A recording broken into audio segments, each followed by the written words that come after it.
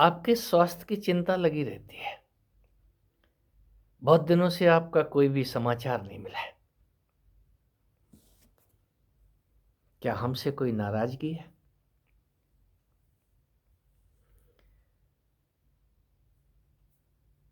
बहुत दिनों से मैंने भी बाहर झाँका नहीं है।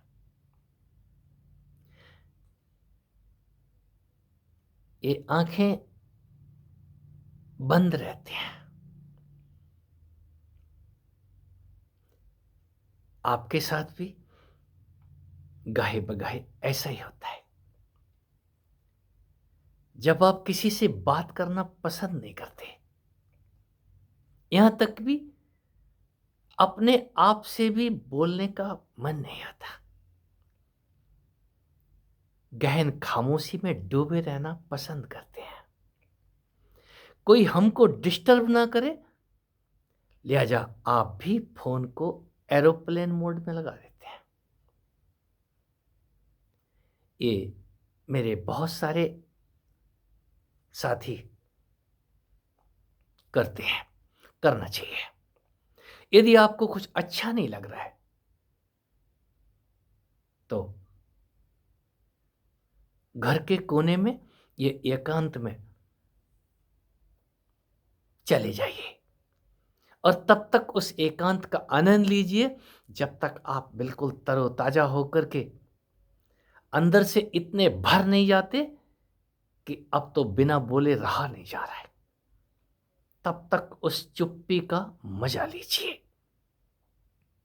जो उस चुप्पी का मजा लेना जानते हैं, वो फिर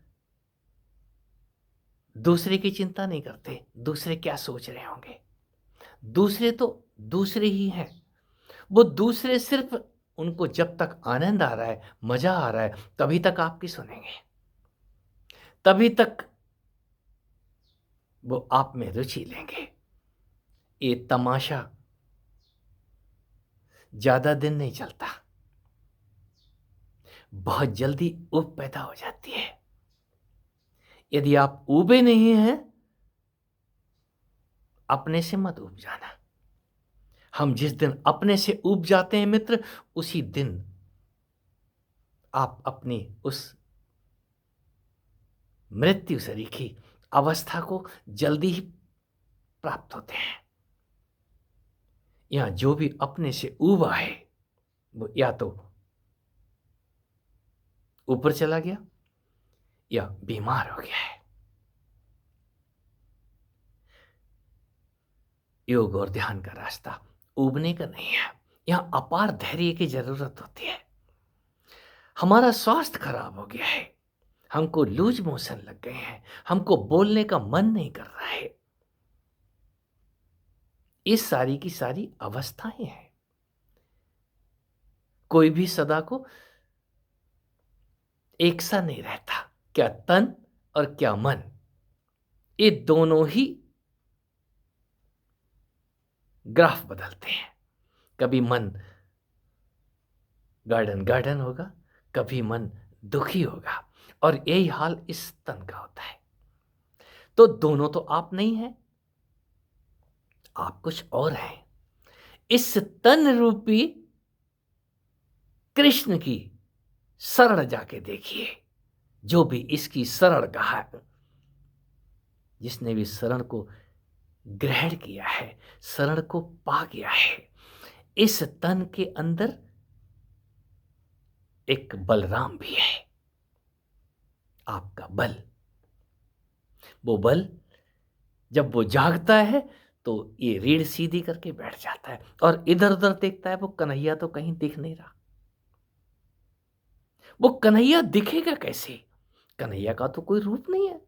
बलराम को अपना रूप दिख रहा है, अपना बल दिख रहा है। इस तन के अंदर वो तन गए हैं, इस हल को संभाल लिया है।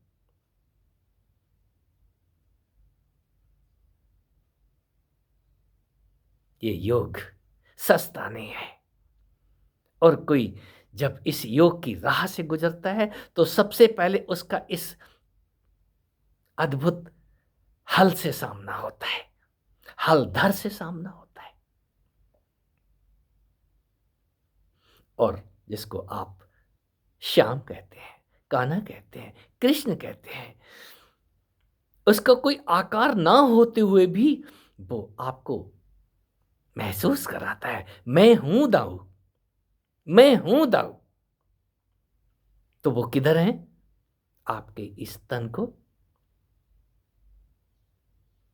उठाए हुए हैं। वो बल के भी बल हैं। बलराम से छोटे हैं तो क्या हुआ?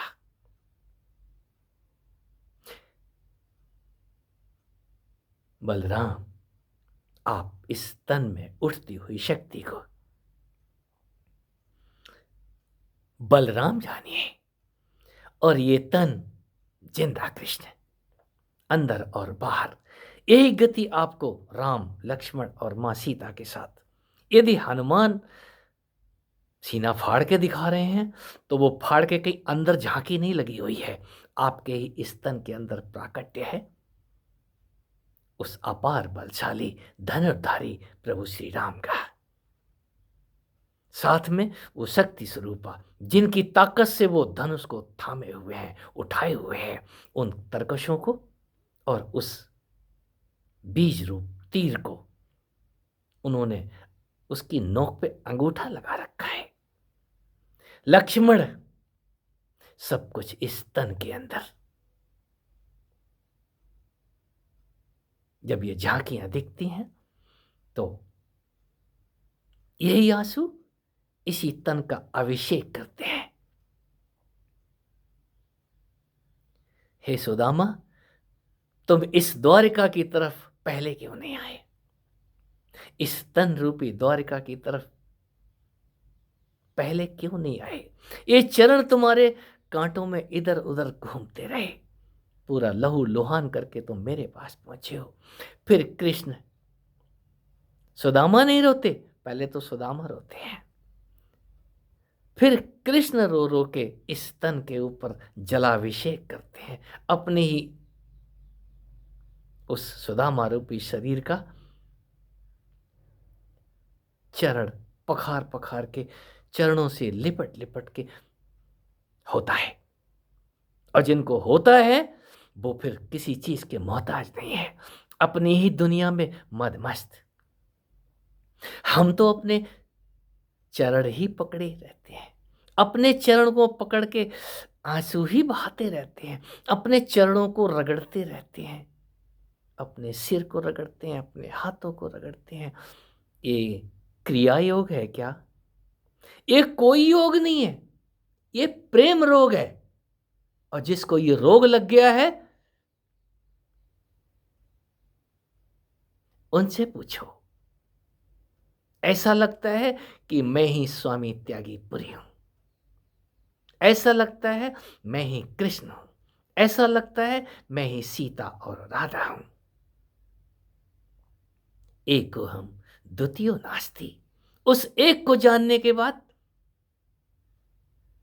एक के जाने सब जने, फिर किसी की मोहताजी की जरूरत नहीं है।